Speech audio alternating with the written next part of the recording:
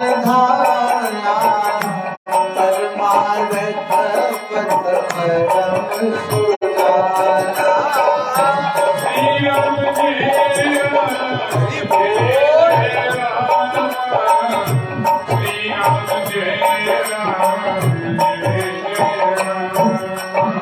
श्री भरद्वाज ऋषि जो है वो तीर्थराज प्रयाग में निवास करते हैं, जहाँ गंगा यमुना और सरस्वती का संगम है। ऐसा वो पवित्र स्थान है प्रयाग।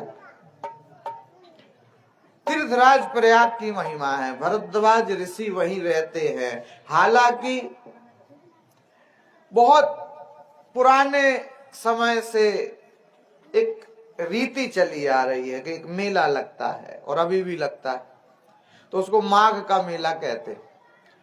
और 12 वर्ष अगर कोई स्नान करता है, वहां 1 महीने रहता है, तो उसको बहुत सुंदर फल की प्राप्ति होती।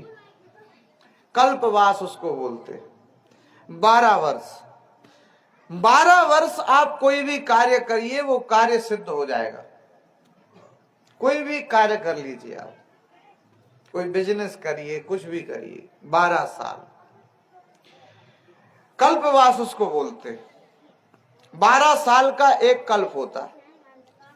मेला ऐसा अद्भुत होता है कि देवता लोग भी आते हैं। देव धनुज धरी मनुज शरीरा, मनुष्यों का रूप रख रख करके आते हैं।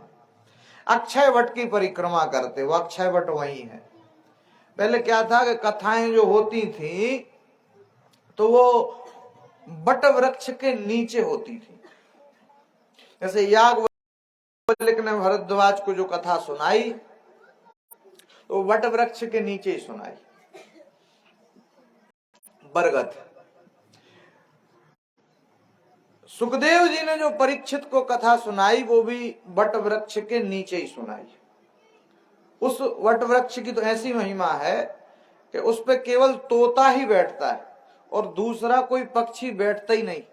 और अगर दूसरा कोई पक्षी बैठ जाए तो वो तोते उसको उड़ा देते, सब इकट्ठे होके आ जाते। बहुत तोते हैं उधर। तो वो सुखताल में है, अभी भी है। जैसे 18 पुराण सुनाए श्री सूत जी ने सौनकादिक 88,000 ऋषि मुनियों को, तो वो नैमिषारण्य में, तो वो भी बट वृक्ष के नीचे ही सुनाए। शंकर जी ने भवानी को कथा जो सुनाई वो वट वृक्ष के नीचे सुनाई। वट वृक्ष के नीचे पुराने जमाने में कथाएं होती थी। टेंट पंडाल तो इतनी व्यवस्था तो नहीं थी। क्या है कि बड़े बड़े वृक्ष होते हैं वट वृक्ष, उसकी एक दो खासियत होती। सर्दी में अगर उसके नीचे बैठ जाओ तो गर्मी लगती है, और गर्मी में अगर उसके नीचे बैठ जाओ तो सर्दी लगती। वातानुकूलित है, इस वजह से पर्याप्त है। तो पुराने जमाने में वट वृक्ष के नीचे कथाएं होती थी। ऐसे वट वृक्ष के दर्शन लोग करने के लिए जाते हैं। उसका नाम है अक्षय वट। वेणी माधव भगवान की परिक्रमा करते हैं। गंगा जमुना और सरस्वती मतलब संगम में स्नान करते हैं, संतों का दर्शन करते हैं। इस प्रकार से समय व्यतीत होता है। तो ऐसी महिमा है साहब। तो इस प्रकार से कहते हैं कि एक बार की घटना ऐसी हुई कि 1 महीना कब बीत गया पता ही न चला। जब बड़े बड़े संत लोग अपने अपने आश्रम को जाने लगे, एक ऋषि जैसे ही अपने आश्रम को जाने लगे, उनके चरणों के लिए श्री भरद्वाज ने पकड़ लिया। उनका क्या नाम श्री तुलसीदास जी ने लिख दिया। याज्ञवल्क्य मुनि परम विवेकी,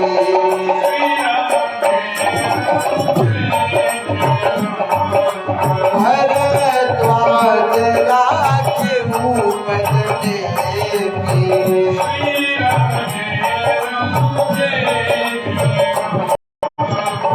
याज्ञवल्क्य मुनि परम विवेकी,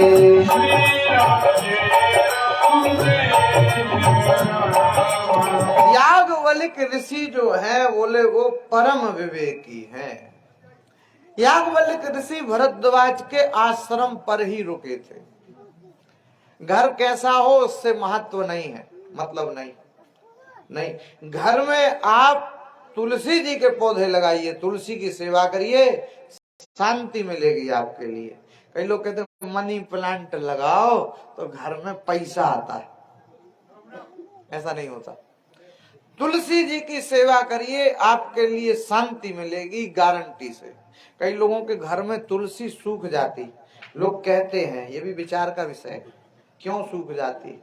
तुलसी जी की सेवा करेंगे तो श्री हनुमान जी की कृपा बरसेगी, श्री हनुमान जी प्रसन्न होते हैं। विभीषण जी के घर के बाहर क्या लिखा? राम। कहाँ रहते? लंका में रहते। घर में लिखवाइए आप राम, घर के बाहर लिखवाइए आप राम। तो किसी ने कहा उससे क्या होगा? उससे जो बुरी शक्तियां होती हैं वो तुम्हारे घर के अंदर प्रवेश नहीं कर पाती। नेगेटिव जो शक्तियां होती हैं वो तुम्हारे घर के अंदर प्रवेश नहीं कर पाती। पुराने जमाने में घर घर में राम लिखा रहता था। श्री नरसिंह मेहता का घर, आमा श्यामा दरवाजे पे तिलक मडियो, घर के बाहर लिखवाइए राम, घर के बाहर भगवान का कोई भी नाम लिखवा लीजिए आप, बुरी शक्तियां घर में प्रवेश नहीं करेंगी, घर में शांति रहेगी। भक्त की पहचान, अपना नाम तो अपने बच्चे जाने के बाद लिखवाई देंगे, नाम तो भगवान का लिखवाइए। ये उल्टी सीधी चीज है, भूत लग गए, पिशाच लग गए, क्यों लगते? मनुष्यों को ही लगते। साधु संतों को कभी आपने सुना कि लग गए? कभी नहीं लगते। क्यों नहीं लगते? मस्तक के लिए तिलक से सूना नहीं छोड़ना चाहिए, वरना बुरी चीजें तुम्हारे ऊपर अटैक करने लगती। मस्तक पे तिलक लगाइए, घर के बाहर राम नाम लिखवाइए, उससे जो बुरी शक्तियां हैं उससे आप बचेंगे। इन चिन्हों को देख करके ही ये बुरी शक्तियां दूर हो जाती हैं, नेगेटिव शक्तियां आपसे दूर रहती हैं। मस्तक पर तिलक लगाइए, माथा ठंडा रहता है। आपको तो स्मरण होगा 7 चक्र होते हैं शरीर में, तो एक ये ऐसे बैठे हैं तो सबसे पीछे यहाँ रीढ़ की हड्डी जहाँ खत्म हो रही वो एक चक्र है, यहाँ फिर नाभि में ये दूसरा चक्र है, नाभि के ऊपर फिर इधर पेट के मध्य में ये तीसरा चक्र है, फिर यहाँ छाती के यहाँ ये चौथा चक्र है, फिर यहाँ ये 5वां चक्र है, ये इधर 6वां चक्र है, और ये ऊपर ब्रह्मरंध्र में 7वां चक्र है। ये 7 चक्र जागृत करने पड़ते हैं। ये आज्ञा चक्र इसको बोलते हैं। क्या है कि इधर तिलक लगाते हैं तो ये आज्ञा चक्र स्ट्रॉन्ग होता है, मजबूत होता है, इसलिए भी तिलक चंदन लगाना चाहिए। क्या है कि माताएं बिंदी वगैरह लगाती हैं तो उनका आज्ञा चक्र कितना स्ट्रॉन्ग हो जाता है बताओ। उनकी बात कभी कोई टालता ही नहीं।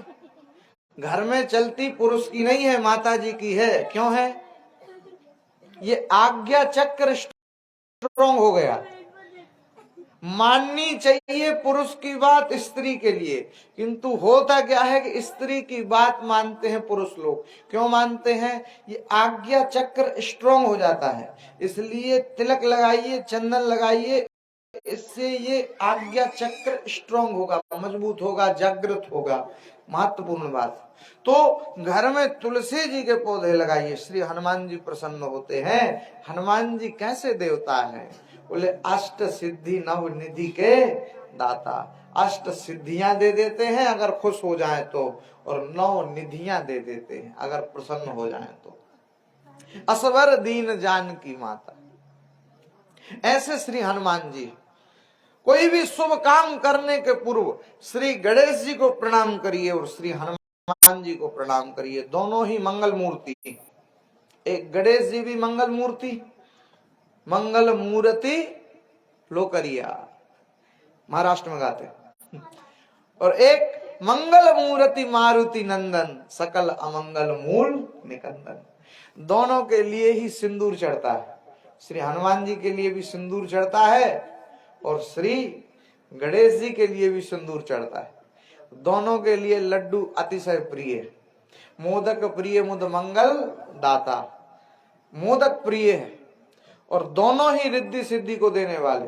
श्री गणेश जी की पत्नी रिद्धि और सिद्धि, ऐसे ही श्री हनुमान जी बोले जानकी माता ने वरदान दे दिया कि रिद्धि सिद्धि तो हम तुम्हें देते ही हैं, लेकिन तुम भी जिसको चाहे उसको देते रहना। तो ऐसे श्री हनुमान जी हैं। और कलयुग में श्री हनुमान जी की महिमा है। कलयुग में चारों युग प्रताप तुम्हारा, है प्रसिद्ध जगत उजियारा। तो श्री हनुमान जी की कृपा बरसेगी। हनुमान जी को बालाजी कहते हैं, बढ़िया आनंद। राम कृपा बरसेगी। घर घर में तुलसी जी के पौधे लगाइए, घर घर तुलसी ठाकुर पूजा, दर्शन गोविंद जी को, आली मोहे लागे वृंदावन को। और मीरा जी की भक्ति तो अद्भुत थी।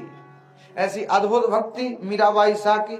आइए हम थोड़ा सा स्मरण कर लेते हैं। अरे मोहन आओ तो सरी, मारा गिरधर आओ तो सरी, माधव रे मंदिर में मीराबाई एकली खड़ी।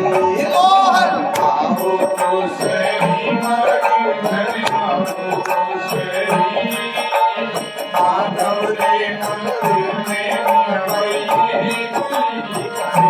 मोहन आओ तो सरी, मारा गिरधर आओ तो सरी, माधव रे मंदिर में मीराबाई एकली खड़ी। मोहन आओ तो सरी, मारा गिरधर आओ तो सरी, माधव रे मंदिर में मीराबाई एकली खड़ी हो मीरा, एकली खड़ी हो, एकली खड़ी हो मीरा, एकली खड़ी हो मीरा, एकली खड़ी हो, एकली खड़ी हो मीरा, एकली खड़ी। मोहन आओ तो सरी, मारा गिरधर आओ तो सरी, माधव रे मंदिर में मीराबाई एकली खड़ी। मोहन आओ तो सरी, मारा गिरधर आओ तो सरी, माधव रे मंदिर में मीराबाई हे कहो तो सांवरा मैं मोर मुकुट बन जाऊं। हे कहो तो सांवरा मैं मोर मुकुट बन जाऊं। हे कहो तो सांवरा मैं मोर मुकुट बन जाऊं। हे कहो तो सांवरा मैं मोर मुकुट बन जाऊं। कहने लागे सांवरा थारे मस्तक पे रम जाऊं। कहने लागे सांवरा थारे मस्तक पे रम जाऊं। मोहन आओ तो सही, मारा गिरधर आओ तो सही, माधव रे मंदिर में मीराबाई एकली खड़ी। मोहन आओ तो सही, मारा गिरधर आओ तो सही, माधव रे मंदिर में मीराबाई एकली खड़ी हो मीरा, एकली खड़ी हो, एकली खड़ी हो मीराबाई। मोहन आओ तो सरी, मारा गिरधर आओ तो सरी,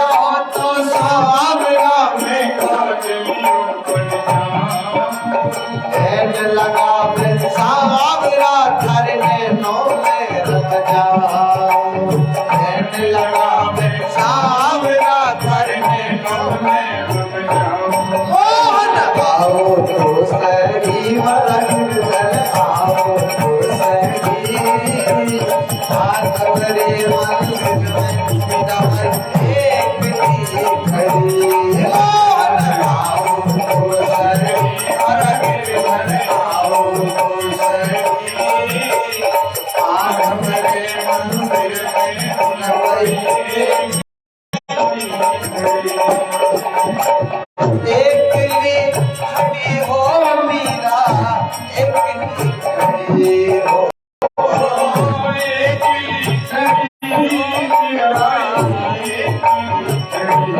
मोहन आओ तो सही हर गिरधर आओ तो सही माधव रे मंदिर में मीराबाई एक ली खड़ी मोहन आओ तो सही हर गिरधर आओ तो सही माधव रे मंदिर में मीराबाई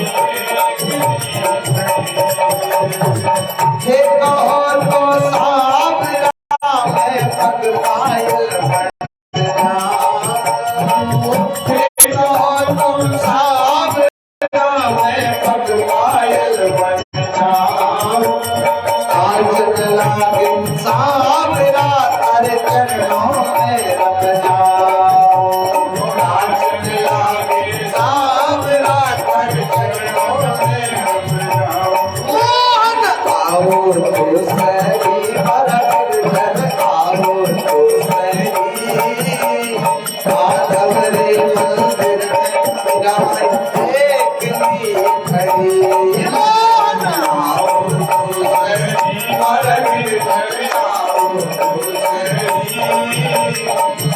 माधव रे मंदिर में मीराबाई एक ली खड़ी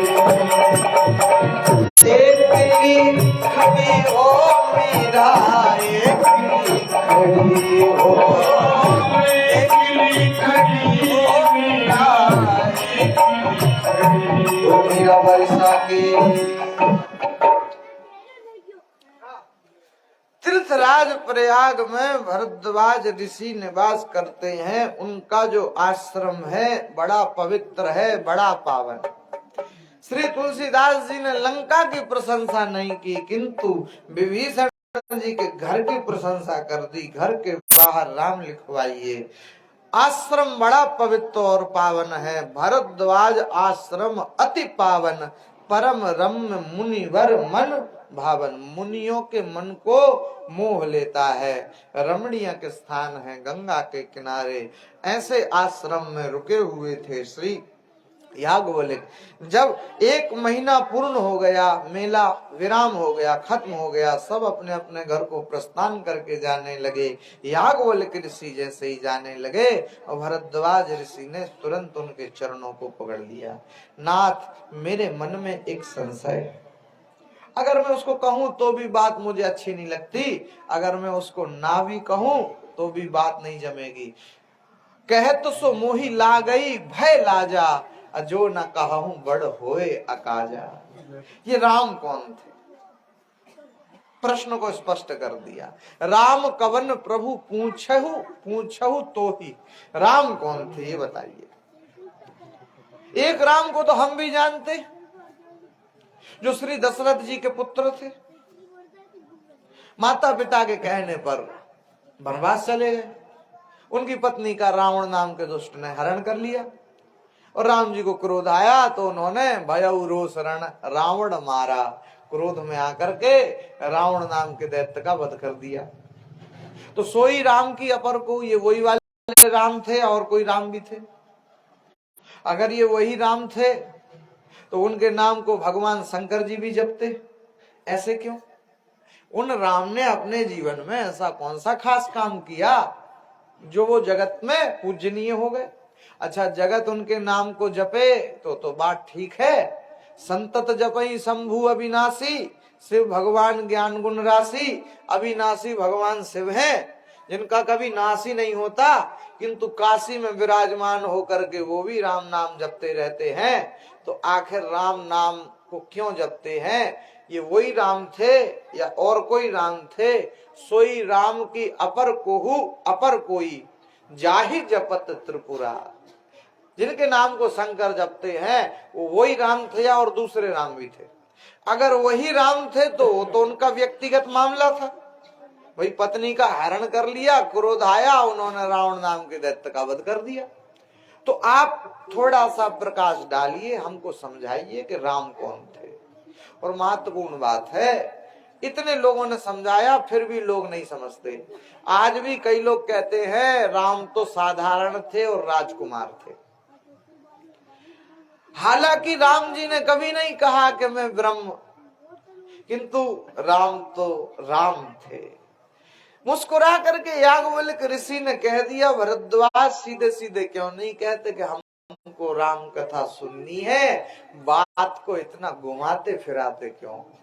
चाहू सुने राम गुण गूढ़ा, हम तो राम जी के गूढ़ चरित्र को सुनना चाहते हैं। सीधे सीधे क्यों नहीं बोलते, बात को घुमाते क्यों? कीन्हु प्रश्न मनहु अति मूढ़ा, ऐसे प्रश्न करते हो जैसे कोई मूढ़ व्यक्ति प्रश्न करे। सीधे सीधे कह दो कि हमें राम कथा सुननी।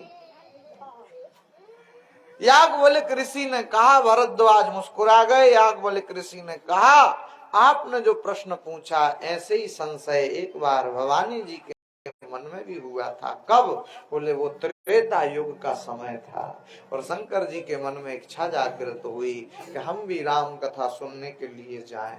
ये महत्वपूर्ण बात है। मन में कुछ शुभ विचार जागे तो उसको तुरंत करना चाहिए, उसको कल पर मत छोड़ो। कई लोग होते हैं उसको कल पर छोड़ते जाते हैं, कथा सुनने जाएं कि ना जाएं, जाएं कि ना जाएं। अब आज तो पहला ही दिन है, कल जाएंगे।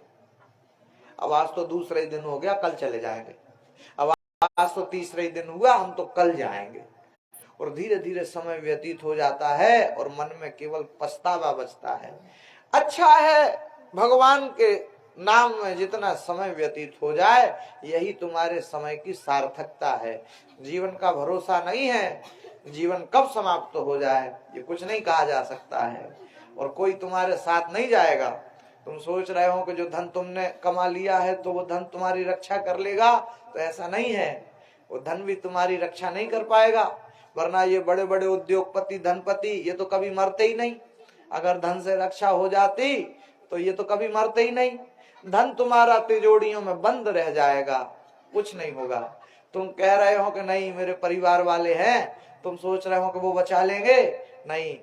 एक ही थाली में पति पत्नी भोजन करते हैं, लेकिन वही पत्नी घर की दहलीज के बाहर भी नहीं निकल पाएगी। खूब रोएगी, खूब रोएगी, 8-10 दिन रोएगी, फिर शांत हो जाएगी, 5-6 महीने तक याद करेगी, फिर भूल जाएगी। यही संसार का नियम है। ये जो बच्चे हैं तुम्हारे, ये तुमको कभी जीवन भर याद नहीं रखेंगे। ये तो संसार का नियम ही है। तुम सोच रहे हो जो रिश्तेदार हैं वो कुछ काम में आ जाएंगे, नहीं, वो तो आने में भी देरी कर देंगे।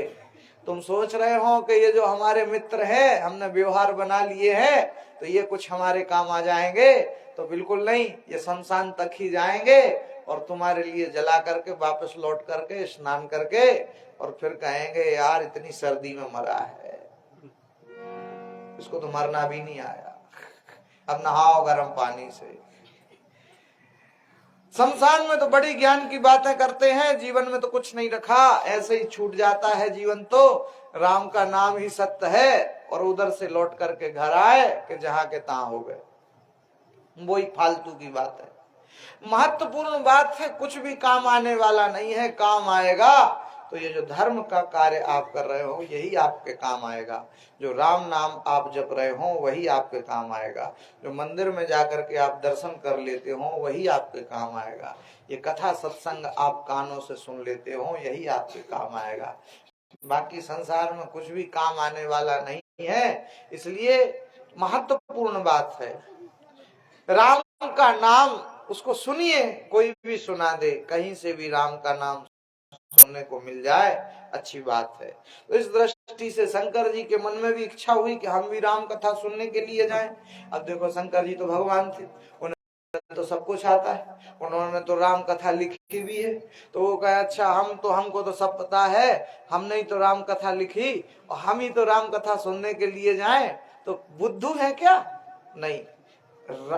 राम के प्रति भगवान शिव का भाव देखिए, ये महत्वपूर्ण बात है। सब आता है, सब जानते हैं, किंतु फिर भी सुनने के लिए जा रहे हैं, ये महत्वपूर्ण है। सुनने के लिए जाइए। आप समझदार हैं, अच्छी बात है। कथा आप सुन रहे हैं, ये उससे भी ज्यादा महत्वपूर्ण बात है। राम की कथा, सब जानकारी है, सब पता है, किंतु फिर भी हम कथा को सुनते हैं, कुछ ना कुछ नया सुनने से प्राप्त हो जाता है। शंकर जी अकेले गए, बोले नहीं, साथ में भवानी। श्री तुलसीदास जी ने लिख दिया, एक बार त्रेता युग माही शंभु गए बदरी से माही। श्री राम जय राम जय जय राम, श्री राम जय राम जय संग सती जग जननी भवानी, अखिलेश्वर जानी। श्री राम जय राम जय राम, श्री राम जय राम जय राम। एक त्रेता युग माही शंभु गए कुंभकरी सी माही। श्री राम जय राम जय राम, श्री राम जय राम जय राम। एक बार त्रेता युग का समय था। शंकर जी के मन में इच्छा जागी कि हम राम कथा सुनने के लिए जाएं। उठे और चले। अकेले बोले नहीं, संग सती जग जननी भवानी। मतलब क्या, धर्म का कार्य करो तो आप दोनों करो, पति और पत्नी, तब ही वो कार्य पूर्ण होगा।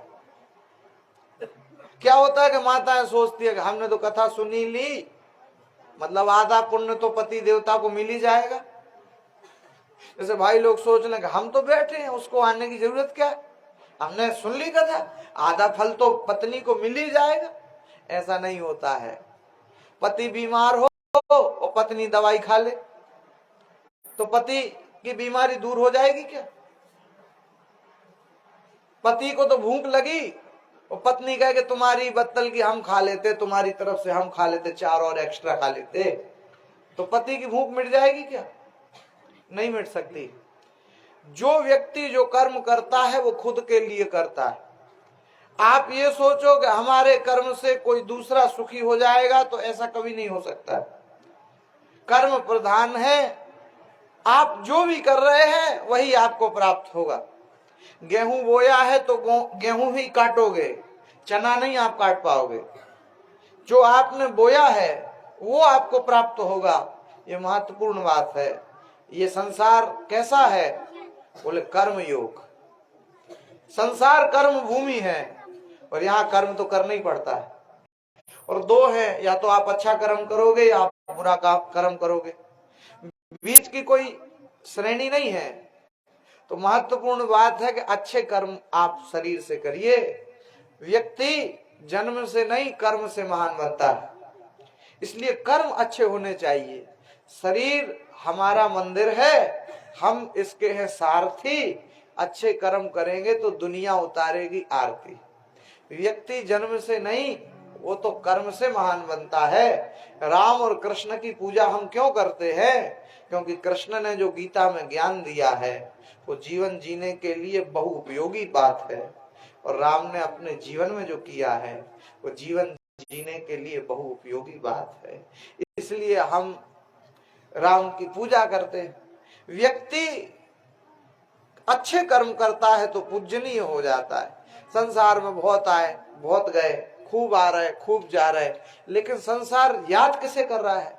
जिसने समाज के लिए कुछ दिया है, जिसने समाज के लिए कुछ किया है, यानी स्वामी विवेकानंद, यानी श्री महाराणा प्रताप, यानी वीर शिवाजी, यानी चंद्रशेखर आजाद, ये जितने हुए, इन्होंने समाज के लिए कुछ किया है, इसलिए इतिहास में हम इनको याद कर रहे हैं। श्री तुलसीदास जी, कबीरदास जी, सूरदास जी, वाणी इनकी पवित्र हो गई। जिसने उसके नाम को गाया, उसकी वाणी पवित्र हो गई। जिसने समाज के कार्य को किया, बोले वो मर करके भी संसार में अमर हो गया। ये महत्वपूर्ण बात है। मर करके भी आप अगर अमर होना चाहते हैं तो पारमार्थिक कार्यों में ज्यादा से ज्यादा रुचि रखिए, इंटरेस्ट रखिए, अच्छा है। हम किसी के काम आ जाएं, यही मनुष्य की परिभाषा है।